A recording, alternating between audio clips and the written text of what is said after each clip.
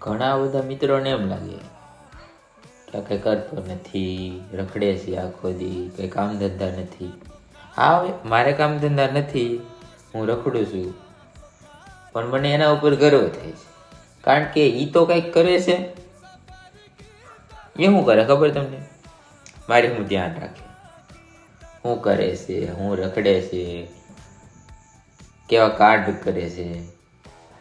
પણ કાંઈ વાંધો નહીં, મતલબ એ એક વસ્તુ તો કરે, મારી હું ધ્યાન તો રાખે. બધા મિત્રો તેવું કાંઈ નહીં.